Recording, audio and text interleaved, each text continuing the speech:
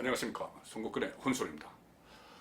어제 2일 문재인 대통령이 사회 각계 원로들을 초청을 해서 청와대에서 점심을 같이 했습니다. 그런데 그 오찬장소에 갔다 온 한 원로가 이런 이야기를 했다고 합니다. 내가 그 문재인 정부에 대해서 뭐 몇 가지 좀 얘기하고 건의도 하고 고언도 할 게 있어서 준비를 했는데 문재인 대통령 모두 발언을 듣고 나서 할 마음이 싹 가서버렸다. 이렇게 이야기를 했다고 합니다. 자, 문재인 대통령이 어제 그 원로들에게 어떤 좀 국정 운영에 대한 조언을 받겠다고 이렇게 초청을 했는데 그 자리에서 모두 발언 때부터 처음에 조언을 받기 전에 모두 발언 때부터 적폐청산 이야기를 계속했다고 합니다. 자, 지난 2년 동안 계속 해왔던 적폐청산 이야기를 했는데 그러니까 국정농단, 사법농단 사태 이것을 이야기를 하면서 빨리 진상을 규명하고 청산이 이뤄진 다음에 그 성찰 위해서 새로운 나라를 만드는데 공감이 있다면 얼마든지 협치하고 타협할 수 있다. 그러니까 지금까지 아직 적폐청산이 다 이루어지지 않았다는 것이죠. 소위 말하는 적폐청산입니다. 이게 이루어지지 않았기 때문에 지금은 야당과 협치할 단계가 아니다. 그런 그런 취지의 말이었죠.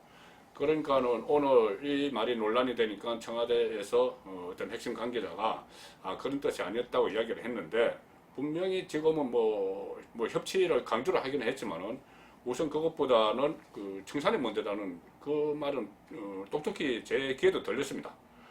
그런 상황인데 이해찬 그 민주당 대표가 최근에 패스트트랙 전국에서 또 그런 말을 했죠.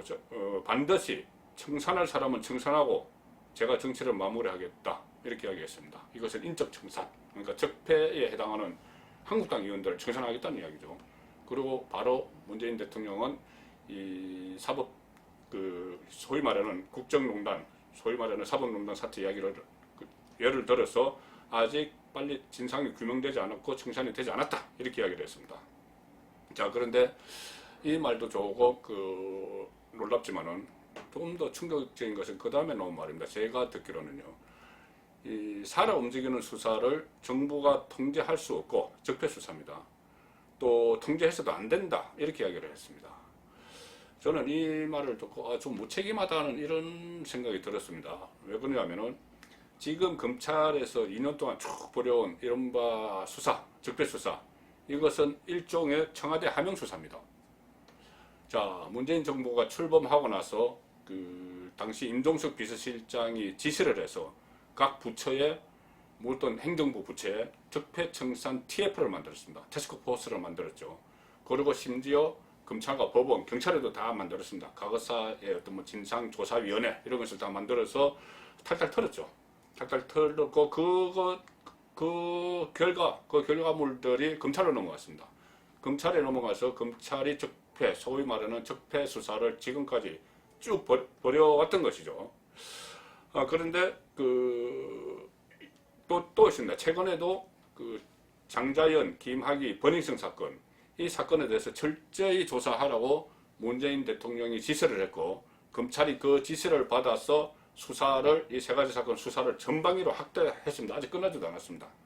그리고 또 대통령뿐이 아니라 조국 청와대 민정수석 패스트트랙 그때 한국당 의원들이 국회 회의를 물리적으로 방해했다 이렇게 해서 본인이 SNS에 그러니까 국회법 또는 그 공직선거법, 형법 이것을 쭉 나열을 하면서 그날이 마침 민주당에서 한국당 의원들을 국회의원들을 고발한 날입니다. 그러니까 고발된 한국당 의원들이 처벌받을 수 있는 조항 이것을 쭉 나열을 했습니다. 이것은 결국은 검찰을 통제하는 민정수석이 일종의 수사 가이드라인을 준 것이죠. 자, 이런 상황이 있는데 지금 와서 정부가 검찰의 수사를 통제할 수 없다. 또 통제해서도 안 된다. 이렇게 이야기하는 거는 좀 제가 가한 표현인지는 모르겠지만은 일단 칼자루를 쥐어주고 칼을 휘두르는 과정에서 엉뚱한 피해자가 생겼을지도 모르는데 그건 난 모르겠다. 저는 그렇게 좀 들렸습니다. 좀 가한 표현인지 모르겠지만요. 그래서 결국은 어제 문재인 대통령이 말을 종합을 해보면은 그동안 2년 동안 적폐 청산 쭉 이어져 왔지만은 아직 청산되지 않았다. 그러므로 좀 협치를 하고 타협을 하려면은 좀 더 성찰이 필요하다 이런 이야기죠. 그러니까 적폐 청산 아직 이루어지지 않았다는 이야기입니다. 그런데 어제 같은 날 다른 쪽에서 적폐 청산 이야기가 하나가 들려왔습니다. 박찬주 예비역 육군 대장이죠.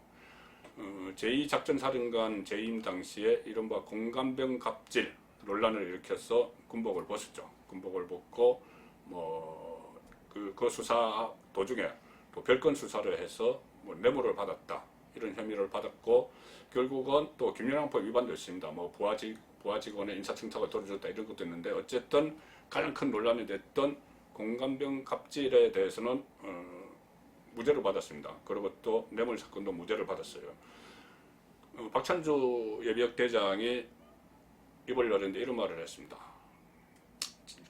지금 이루어지는 것은 적폐 청산이 아닌 주류 청산이다. 우리 사회에 주류가 청산이 되고 있는 과정이라는 이야기죠. 자, 제가 그 말을 들으니까 이해찬 민주당 대표가 얘기했던 보수 계멸론이 떠올랐습니다. 민주당이 장기 집권을 이야기하면서 보수를 완전히 계멸해야 된다 이런 이야기를 했죠.